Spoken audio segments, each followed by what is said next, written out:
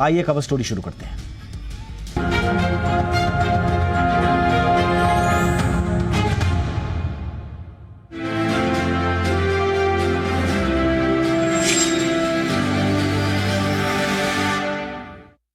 Special partner India's future investors TV show, प्रायोजक SBI life अपने लिए अपनों के लिए और angel one for everyone app for smart investing. तो बजट में इस बार वित्त मंत्री निर्मला सीतारमण टैक्स पेयर्स को बड़ी राहत दे सकती हैं। ऐसी उम्मीद की जा रही है कि वित्त मंत्री 10 लाख रुपए तक की आय को टैक्स फ्री कर सकती हैं और काफी इस पर चर्चा हो रही है। वहीं एक और चर्चा ये हो रही है कि 15 से 20 लाख रुपए तक की आय वालों के लिए नया टैक्स स्लैब आ सकता है और इस पर 25% का टैक्स जो है वो लगेगा।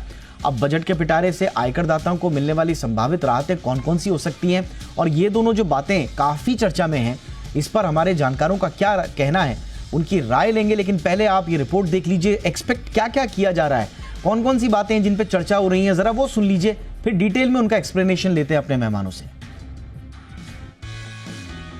1 फरवरी को बजट होगा पेश। वित्त मंत्री निर्मला सीतारमण के पिटारे से निकलेंगी ढेर सारी योजनाएं। लेकिन इस बार सबसे ज्यादा खास होगा कि बजट में आयकर दाताओं को सरकार ने कितनी रियायत दी। यानी इस बार एक बड़ी उम्मीद लगाई जा रही है कि सरकार टैक्स स्लैब में बड़ा बदलाव कर सकती है। वित्त मंत्री इस बार बजट में 15 से 20 लाख तक की आय वालों के लिए एक नया स्लैब शुरू कर सकती हैं।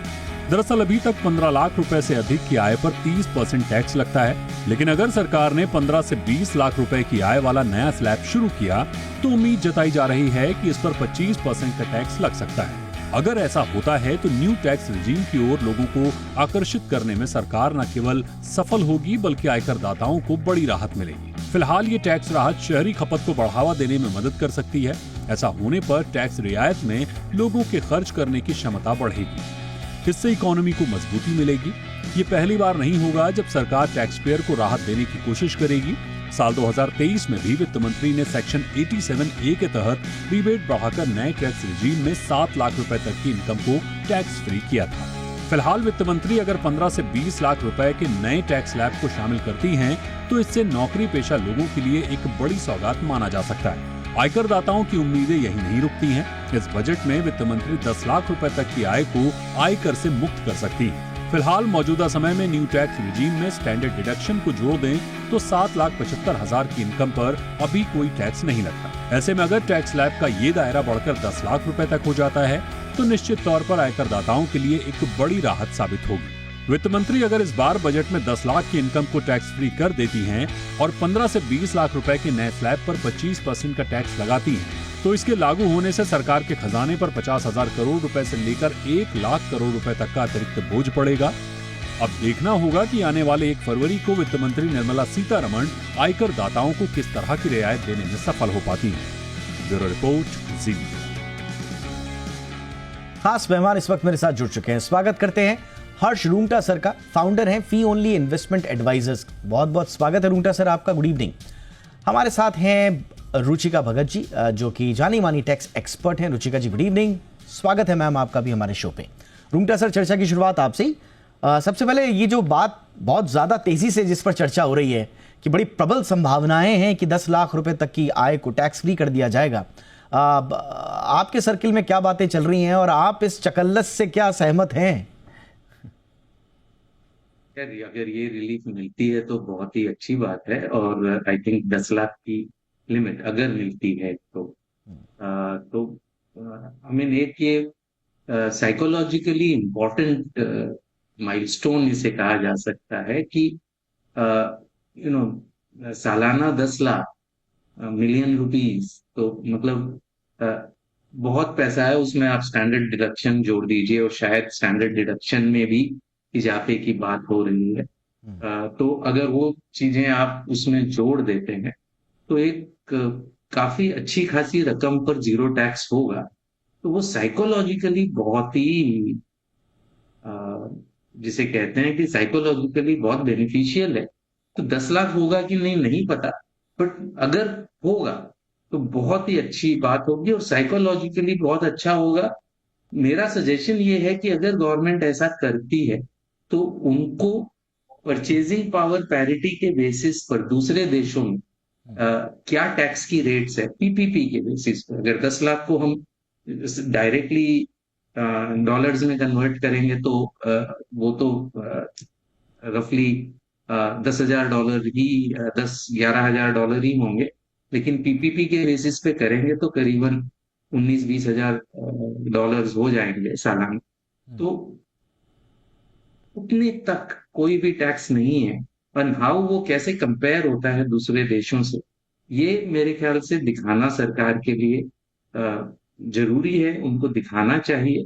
क्योंकि मिडिल क्लास बहुत हर्ट कर रहा है। इनफैक्ट कई आर्टिकल्स भी आपने देखे होंगे कि the death of the middle class, मतलब लिटरली मिडिल क्लास बीच में से स्क्वीज हो रहा है। तो ये बहुत ही जरूरी है और होना चाहिए जरूर से। लेट्स एब्सोल्युटली सी सर, पिटारे में राइटली से क्या सेड सर। निकलता है, जैसे आपने कहा। बिल्कुल सर, बिल्कुल। ये वाकई में मिडिल क्लास की हालत इस वक्त बहुत ख़राब है, इसमें कोई शक नहीं है। अलग अलग इनपुट्स भी हमें मिलते हैं, कहीं से तो राहत मिले। रुचिका मैम, आपके इनपुट्स क्या कह रहे हैं, आपका एनालिसिस क्या कह रहा है, क्या क्या होने वाला है, कुछ राहत मिलने वाली है या नहीं मैम? देखिए, जब भी बजट आने वाला होता है तो सबसे पहले लोग बोलते हैं हमें क्या मिलेगा। हाँ हाँ। सो हर एक किसी की एक एक्सपेक्टेशन जो है वो हमेशा जुड़ी रहती है बजट से। और जब मैं एक्सपेक्टेशन की बात करती हूँ तो एक्सपेक्टेशन माने एक टैक्स रिलीफ क्या मिलेगा, या फिर कोई नई छूट आएगी, या फिर हमारा टैक्स कम हो जाएगा, इस तरह से। और जैसे अभी एक खबर आई है कि 10 लाख तक की हमें रिलीफ मिल सकती है, या फिर एक और टैक्स स्लैब ऐड हो जाएगी जिसमें 30 ना होके 25% टैक्स ऐड हो जाएगा। करेक्ट। 15 से 20% में, और फिर 20 से 30 में वो 30% कर देंगे। तो देखते हैं, लेट्स सी। और अगर ऐसा होता है और कैलकुलेशन में देखूं और रफली एक मान के चलूं कि मेरी 30 लाख रुपए की इनकम है, तो उस केस में अगर मुझे 10 लाख का रिलीफ मिलता है तो मेरे को ऑलमोस्ट 50,000 रुपए की टैक्स सेविंग होती है एक एक नॉर्मल इंसान को। और अगर दूसरी तरफ मैं जाऊं, दूसरी ऑप्शन जब मैं देखती हूँ कि 25% वाली वो स्लैब इंट्रोड्यूस कर रहे हैं 15 से 20 के बीच में, तो उस केस में अगर मेरी 30 लाख की इनकम है तो मेरा टैक्स बनेगा 5,65,000 रुपए का, जो करेंटली बनता है 5,90,000 रुपए का। तो उसमें भी मुझे रिलीफ है 25,000 रुपए की। तो दोनों तरफ अगर आप जाते हैं, या इधर जाएं या इधर जाएं, दोनों में ही आपको बेनिफिट है इंडिविजुअल को। और जब मिडिल क्लास की बात हो रही है तो आप देखिए 70% मिडिल क्लास जो है वो अर्नर है। तो उसके लिए अगर ऐसी टैक्स रिलीफ मिलती है जिसमें 50,000 रुपए की टैक्स सेविंग है या 25,000 की टैक्स सेविंग है, उसके लिए तो एक बहुत बड़ा रिलीफ है ही है ये। Absolutely ma'am. बट इन दोनों के इम्पैक्ट, क्योंकि आपने 25% का जो न्यू प्रपोज्ड या जो ख्यालों में है अभी लोगों के इसका जिक्र कर ही दिया है। रुंगटा सर, अगर ये दोनों चीज़ें इम्प्लीमेंट हो जाती हैं, 10 लाख और ये नया जो 25% वाला है, ये भी कहा जा रहा है कि 50,000 करोड़ से लेकर 1 लाख करोड़ का रेवेन्यू लॉस होगा गवर्नमेंट को। तो वो अब एक थ्योरी ये भी कहती है कि भाई गवर्नमेंट तो अल्टीमेटली मिडिल क्लास से ही वसूलेगी, इधर नहीं तो उधर से। अब यहाँ का रेवेन्यू लॉस होगा तो पता चला दूसरी जगह कहीं मार दिया, कहीं दूसरी जगह कमर तोड़ दी। तो आपको लगता है कि अभी हालात हैं ऐसे कि छूट दी जाए?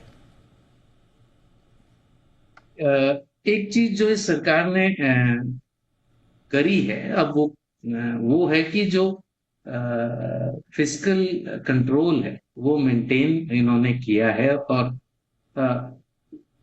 आज हमारी डेट इंडेक्सेस भी, डेट सिक्योरिटीज भी, गवर्नमेंट सिक्योरिटीज भी इंडेक्सेस में इंक्लूड हो गई है। उसी वजह से, उस कंट्रोल को रखने की वजह से, उससे काफी बाहर का पैसा अंदर इंडिया में आएगा।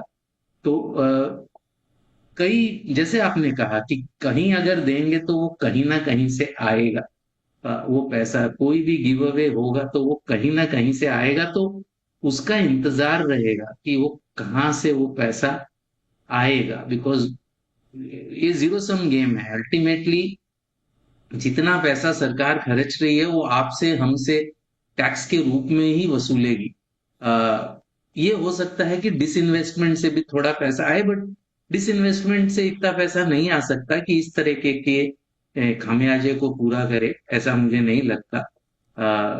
और डिसइन्वेस्टमेंट सही चीज नहीं है ऐसे टाइप की गिव अवे के लिए। तो बेसिकली आपने एकदम सही कहा है कि एक तरफ दे देंगे, ये पॉलिटिकली एक्सेप्टेबल है क्योंकि आपको वो क्लियरली दिखता है कि ये पैसा मेरी जेब में आ रहा है। अब इनडायरेक्ट टैक्सेस में कोई चीज बढ़ेगी या और कोई चीज में आपको जेब में मार लगेगी, वो शायद सबको ना लगे। ये बेनिफिट सबको मिलेगा। वो बेनिफिट या तो जो है पर्दे के पीछे होगा, वो जो कॉस्ट लगेगा उसका, वो या तो पर्दे के पीछे होता है या एक हिस्से को लगता है। तो अब वो क्या करेंगे, ये देखने वाली बात है कि उसको किस तरीके से निकालेंगे। तो उस पे आज स्पेक्यूलेट करना बहुत ही मुश्किल। एब्सोल्युटली। बट रुचिका मैम, कितनी ज़रूरत है? एक बात ये भी कही जा रही है कि इन्फ्लेशन एडजस्टेड टैक्स रिफॉर्म्स भी आए जाएं, यानी कि इन्फ्लेशन इंडेक्स्ड टैक्स स्लैब्स भी बनाए। इसके बारे में भी काफ़ी कुछ चल रहा है। क्या वाकई में ये वक्त की ज़रूरत है मैम? और अगर ऐसा होता है तो फिर कहाँ कहाँ राहत मिल सकती है? पॉसिबिलिटीज आप कितनी देखती हैं? देखिए, इस समय तो बहुत सारी मतलब व्यूज है यार, सबके अलग अलग व्यूज है। कोई कुछ कहता है, कोई कुछ कहता है, कोई कहता है डायरेक्ट एक्सपोर्ट भी आ जाएगा, कोई कहता है इन्फ्लेशन इंडेक्स से रिलेटेड टैक्स आ जाएगा। तो ये सबके अपने अपने व्यूज है। एक्चुअल सिचुएशन तो तब सामने आएगी जिस दिन बजट आएगा 1 फरवरी को। तब हमें पता चलेगा कि एक्चुअली सरकार क्या देने वाली है। तो अभी तक तो सबके अपने अपने व्यूज है। बट हाँ, जब आप बात करते हैं कि जरूरत कितनी है, तो जरूरत तो बिल्कुल है। आप इसको एक छोटी सी एक साइकिल है, अगर आप देखें तो मेरे हाथ में अगर कैश है तो मेरी परचेजिंग पावर ज्यादा है। मेरी परचेजिंग पावर ज्यादा है, इसका मतलब मैं इकोनॉमी में पैसा चर्न करती हूँ। अल्टीमेटली वो मैन्युफैक्चरिंग सेक्टर को बूस्ट करता है। तो सरकार का जो अल्टीमेट गोल है मैन्युफैक्चरिंग सेक्टर को बूस्ट करने का, उसकी प्रोडक्शन जो है बढ़ाने का, तो वो प्रोडक्शन जब होगी तो कंजम्पशन कहाँ होगी? तो अल्टीमेटली कंजम्पशन तभी होगी जब आपके पास कैश इन हैंड है। तो एक ये सर्कल तो है ही है जो घूमेगा। अगर आप इनकम बढ़ाते हैं तो अल्टीमेटली वो इकोनॉमी को ही इकोनॉमी में वापस रन करके आएगा। तो अगर आप कहीं बेनिफिट दे रहे हैं तो वो इकोनॉमी को अल्टीमेट बेनिफिट उस पर मिलेगा। एब्सोल्युटली। और रुंगटा सर, ये इसलिए भी कहा जा रहा है क्योंकि बहुत सारे जो फिक्स डिडक्शंस हैं, एग्जेम्पशंस हैं, उनको अपडेट नहीं किया गया है बहुत सालों से इन्फ्लेशन के साथ। तो इस बार ये कहा जा रहा है कि ये अगर किया जाए तो शायद सरकार को भी राहत मिले और आम आदमी को भी राहत मिले। बट इसकी कितनी पॉसिबिलिटी है और ये कितना प्रैक्टिकल आइडिया है सर? डिडक्शंस और एग्जेम्पशंस तो और मतलब इंडिविजुअल आदमी के लिए तो almost on the way out है। Clearly under new tax regime बहुत ही लिमिटेड जो है आपको डिडक्शंस और एग्जेम्पशंस अब मिल रहे हैं। बट कई तरीके हैं सरकार के पास जो मुझे नहीं पता कि सरकार क्यों उस पर ध्यान नहीं दे रही है। और सब्सटैंशियल अमाउंट्स हैं जो रिलीज हो सकती हैं। हम अगर अनक्लेम अमाउंट्स की बात करें, आज आईपीएफ में 80,000 करोड़ के लिस्टेड शेयर्स हैं और वो उसमें से मेरे ख्याल से साल में 1.5-2 हजार करोड़ से ज्यादा का वापिस जिनके वो अनक्लेम शेयर्स हैं उनको नहीं मिल रहे।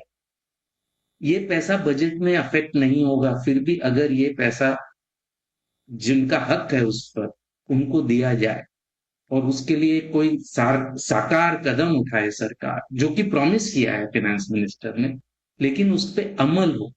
ईपीएफओ का पैसा है, मतलब ईपीएफओ में इतना हाहाकार मचा हुआ है, अपना खुद का पैसा आज लोग नहीं ले पा रहे हैं। तो ये भी चीजों पे अगर सरकार ध्यान दे और इंश्योर करे कि ये पैसा, और ये सारा मिडिल क्लास बेस है जो कि इस सरकार का स्तंभ है, इस सरकार की नींव है, वो मिडिल क्लास ने रखी है। उनको अगर बिना बजटरी, ये इसमें कोई बजटरी सपोर्ट का रिक्वायरमेंट नहीं, एब्सोल्युटली सर। उनका खुद का पैसा अगर उनको वापस चला जाए, समय पे चला जाए, बिना दिक्कत के चला जाए। ये आपने बिल्कुल सही कहा और बिल्कुल सही आपने एग्जांपल दिया सर कि आप बजट छोड़िए, बजट के एलोकेशंस का वेट क्यों करना? जो आम आदमी के पेन पॉइंट्स हैं उनको अगर आप पहले ही एड्रेस कर लो तो फिर इतनी ज्यादा एक्सपेक्टेशंस, हाहाकार नहीं होगा। रुचिका जी, या बजटरी रिक्वायरमेंट के, हाँ, वो है टैक्स रिफॉर्म्स। Yes. आज ग्रीवियंस रिड्रेसल टैक्स सिस्टम में बिल्कुल नहीं है। एब्सोल्युटली। रुचिरा जी बताएंगी, वो एक्सपर्ट हैं जी। कि आज कोई ग्रीवियंस रिड्रेसल नहीं है। मैम आपका इस पर टिप्पणी लेना चाहूंगा। आई एम सॉरी सर, मेरे पास वक्त की कमी है। एक क्विक रिएक्शन मैम का भी ले लेते हैं।